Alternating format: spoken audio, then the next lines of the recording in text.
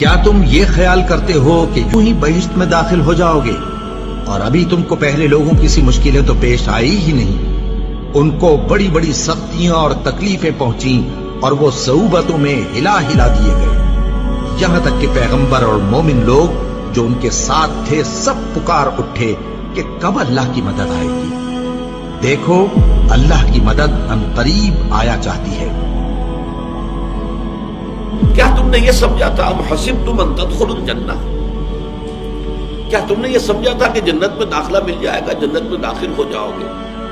ولما یاتکم، ابھی تک تو تم پر وہ باتیں آئی ہی نہیں، وہ کیفیات، وہ امتحانات، وہ شدائد، وہ مصائب، وہ ابتلاءات آئے ہی نہیں۔ مثل الذین خلوا من قبلکم، جیسے کہ ان لوگوں پر آئی تھی جو تم سے پہلے تھے۔ مستھم البأساء، انہیں گھیر لیا آ کر سختیوں نے۔ سختیاں ہر طرح کی ہو سکتی ہیں، لیکن خاص طور پر باسا کا لفظ آتا ہے فقر اور فاقہ، بھوک کی سختی۔ والضراء، اور تکالیف، کہیں کوئی زخم لگ گیا ہے، کوئی چرکا لگ گیا ہے، کہیں اور طرح کا، کہیں کوئی صدمہ پہنچا ہے، تو چاہے وہ ذہنی تکلیف ہے، نفسیاتی تکلیف ہے، یا یہ کہ وہ جسمانی تکلیف ہے۔ وزلزلوا، اور وہ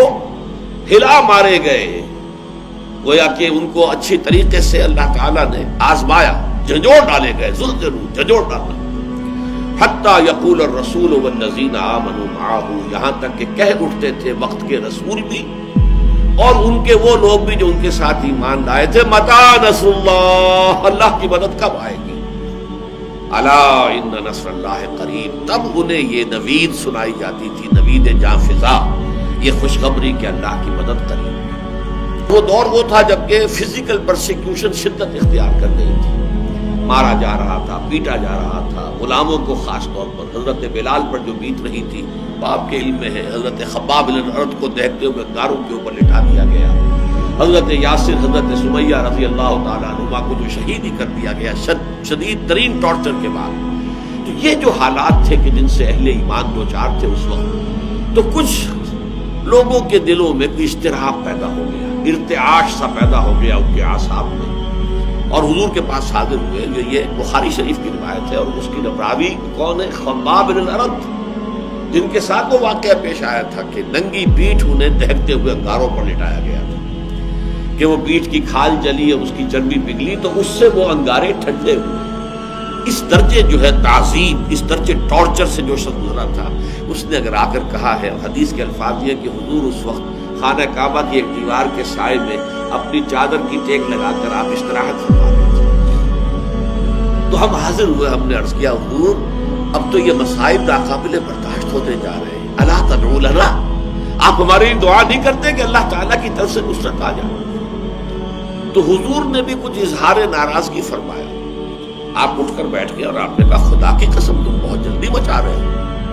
تم سے پہلے کے لوگوں پر تو وہ مصیبتیں آئیں جو تم پر ابھی آئی ہی نہیں ہے۔ تم سے پہلے جو امتیں تھیں جو ایمان لاتے تھے رسولوں پر، ان کا تو یہ بھی ہوتا تھا کہ زندہ آگ میں جلا دیے جاتے تھے، یہ بھی ہوتا تھا کہ لوہے کے کنگھوں سے ان کی ہڈیوں پر سے ان کے گوشت کو کھرچ لیا جاتا تھا، یہ بھی ہوتا تھا کہ ایک گڑھا کھود کر ایک آدمی کو گاڑ دیا جاتا تھا اس میں، اور پھر اس کے سر کے اوپر آرا رکھ کر چیرنا شروع کرتے تھے اور پورے جسم کو دو حصوں میں تقسیم کر دیتے، لیکن پھر بھی وہ ثابت قدم رہتے تھے کہ تم تو جلدی بچا رہے ہو۔ خدا کی قسم وہ دن آ کر رہے گا کہ ایک سوار صنعاء سے حضر موت تک سفر کرے گا اور اسے سوائے اللہ کے کسی کا خوف نہیں ہوگا، لیکن بہرحال وقت لگے گا، تو اللہ تو ظاہر کر کے رہے گا ان کو کہ جو سچے ہیں، واقعی صادق الایمان ہیں، اور ان کو کہ جو جھوٹ موٹ کے ہی مومن بنے پھرتے ہیں، جو حقیقت میں مومن نہیں ہے بلکہ صرف یہ کہ انہوں نے ایمان کا لبادہ اوڑھ لیا۔ اللہ تو لازماً ظاہر کر دے گا کون حقیقتاً مومن ہے اور کون منافق ہے، یعنی جو جھیل نہیں سکتا، جو تحمل نہیں کر سکتا، جو برداشت نہیں کر سکتا، جس کی ہمت جواب دے جاتی ہے، جو پیٹھ دکھا دیتا ہے،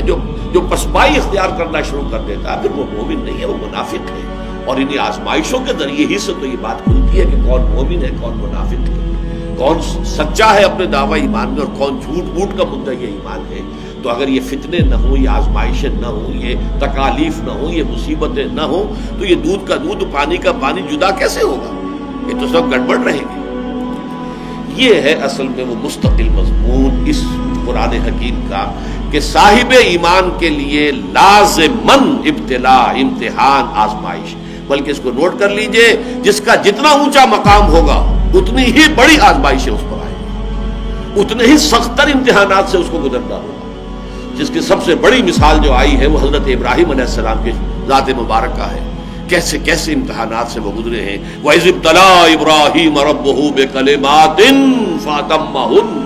قَالَ إِنِّي جَاعِلُكَ لِلنَّاسِ إِمَامًا، اور یاد کرو جب کہ ابراہیم کو آزمایا ان کے رب نے بڑی بڑی باتوں میں، کلماتن، یہ جو تنکیر ہوئی ہے، نکرہ آیا تفخیم کے لیے، بہت بڑے بڑے امتحانات۔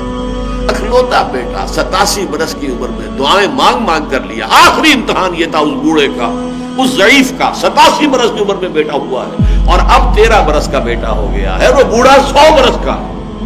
اور اکلوتا بیٹا۔ فرمایا ذبح کر دو،